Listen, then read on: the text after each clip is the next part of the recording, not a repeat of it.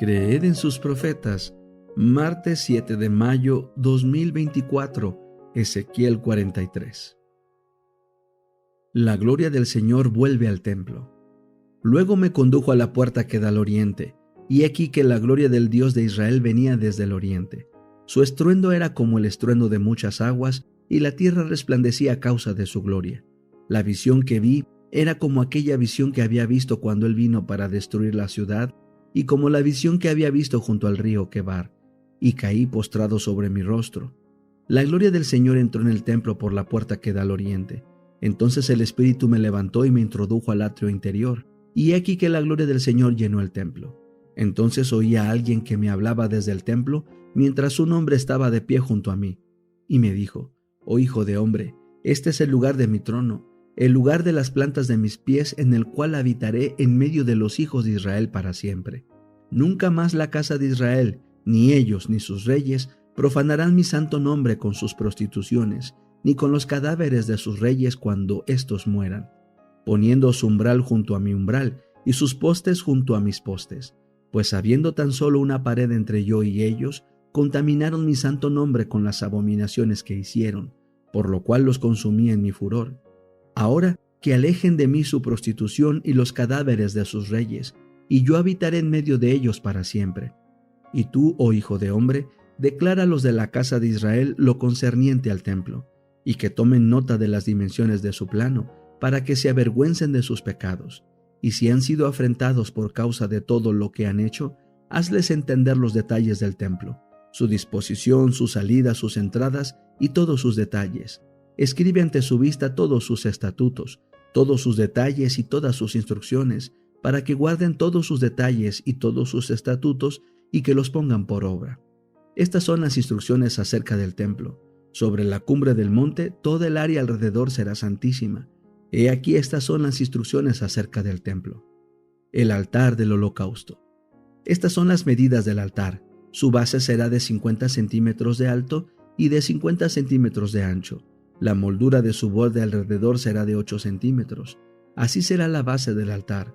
Desde la base sobre el suelo hasta el zócalo inferior tiene 1 metro, y el ancho es de 50 centímetros. Desde el zócalo pequeño hasta el zócalo grande hay 2 metros, y el ancho es de 50 centímetros. El arca es de 2 metros de alto, y sobre el arca hay 4 cuernos. El arca tiene 6 metros de largo por 6 metros de ancho. Es un cuadrado con los 4 lados iguales. El zócalo grande es de 7 metros de largo por 7 metros de ancho en sus 4 lados, y su moldura alrededor es de 25 centímetros. La base es de 50 centímetros por todos lados, y sus gradas dan al oriente. Luego me dijo: «Oh hijo de hombre, así ha dicho el Señor Dios, estos son los estatutos del altar, para el día en que sea hecho, a fin de ofrecer el holocausto sobre él y esparcir sobre él la sangre.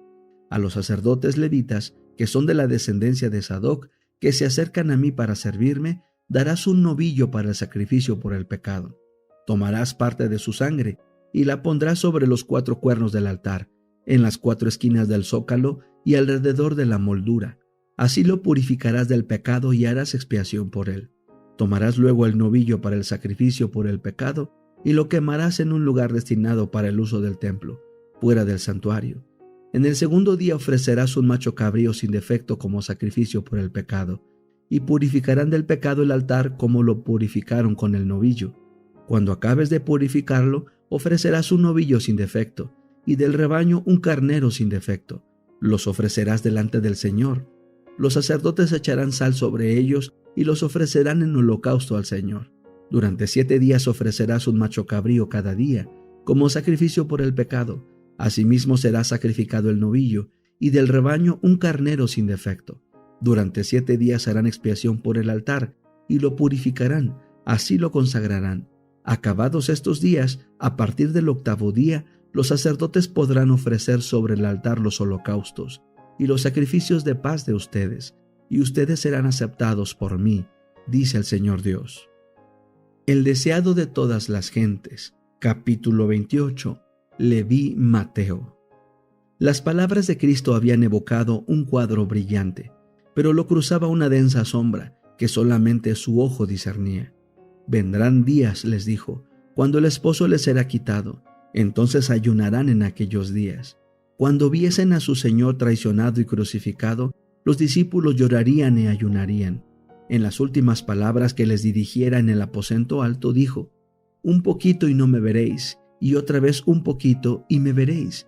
De cierto os digo, que vosotros lloraréis y lamentaréis, y el mundo se alegrará. Empero aunque vosotros estaréis tristes, vuestra tristeza se tornará en gozo. Cuando saliese de la tumba, su tristeza se trocaría en gozo. Después de su ascensión iba a estar ausente en persona, pero por medio del Consolador estaría todavía con ellos, y no debían pasar su tiempo en lamentaciones. Esto era lo que Satanás quería. Deseaba que diesen al mundo la impresión de que habían sido engañados y chasqueados, pero por la fe habían de mirar al santuario celestial, donde Jesús ministraba por ellos. Debían abrir su corazón al Espíritu Santo, su representante, y regocijarse en la luz de su presencia. Sin embargo, iban a venir días de tentación y prueba, cuando serían puestos en conflicto con los gobernantes de este mundo y los dirigentes del reino de las tinieblas, cuando Cristo no estuviera personalmente con ellos y no alcanzaran a discernir el Consolador.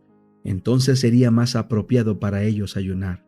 Los fariseos trataban de exaltarse por su rigurosa observancia de las formas, mientras que su corazón estaba lleno de envidia y disensión. He aquí, dice la Escritura, que para contiendas y debates ayunáis, y para herir con el puño inicuamente no ayunéis como hoy, para que vuestra voz sea oída en lo alto. Es tal el ayuno que yo escogí, que de día aflija el hombre su alma, que encorve su cabeza como junco y haga cama de saco y de ceniza. ¿Llamaréis esto ayuno y día agradable a Jehová? El verdadero ayuno no es una sencilla práctica ritual. La Escritura describe así el ayuno que Dios ha escogido: desatar las ligaduras de impiedad, deshacer los haces de opresión y dejar ir libres a los quebrantados, y que rompáis todo yugo, que derramares tu alma al hambriento y saciares el alma afligida. En estas palabras se presenta el espíritu y el carácter de la obra de Cristo. Toda su vida fue un sacrificio de sí mismo por la salvación del mundo. Ora ayunase en el desierto de la tentación, ora comiese con los discípulos en el banquete de Mateo, estaba dando su vida por la redención de los perdidos. El verdadero espíritu de devoción no se manifiesta en ociosos lamentos, ni en la mera humillación corporal y los múltiples sacrificios, sino en la entrega del yo a un servicio voluntario a Dios y al hombre. Continuando su respuesta a los discípulos de Juan, Jesús pronunció una parábola diciendo: nadie mete remiendo de paño nuevo en vestido viejo. De otra manera el nuevo rompe, y al viejo no conviene remiendo nuevo.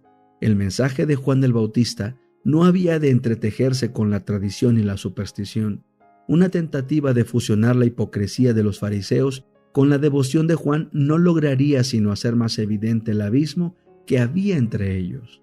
Ni tampoco podían unirse los principios de la enseñanza de Cristo con las formas del farisaísmo. Cristo no había de cerrar la brecha hecha por las enseñanzas de Juan. Él iba a hacer aún más definida la separación entre lo antiguo y lo nuevo. Jesús ilustró aún más este hecho diciendo: nadie echa vino nuevo en cueros viejos. De otra manera el vino nuevo romperá los cueros, y el vino se derramará y los cueros se perderán. Los odres que se usaban como recipientes para el vino nuevo, después de un tiempo se secaban y volvían quebradizos, y ya no podían servir con el mismo fin. En esta ilustración familiar, Jesús presentó la condición de los dirigentes judíos. Sacerdotes, escribas y gobernantes estaban sumidos en una rutina de ceremonias y tradiciones. Sus corazones se habían contraído como los odres resecados a los cuales se les había comparado. Mientras permanecían satisfechos con una religión legal, les era imposible ser depositarios de la verdad viva del cielo. Pensaban que para todo bastaba su propia justicia, y no deseaban que entrase un nuevo elemento en su religión. No aceptaban la buena voluntad de Dios para con los hombres como algo separado de ellos. La relacionaban con el mérito propio de sus buenas obras. La fe que obra por amor y purifica el alma no hallaba dónde unirse con la religión de los fariseos, compuesta de ceremonias y de órdenes humanas. El esfuerzo de aunar las enseñanzas de Jesús con la religión establecida sería vano. La verdad vital de Dios, como el vino en fermentación, reventaría los viejos y decadentes odres de la tradición farisaica.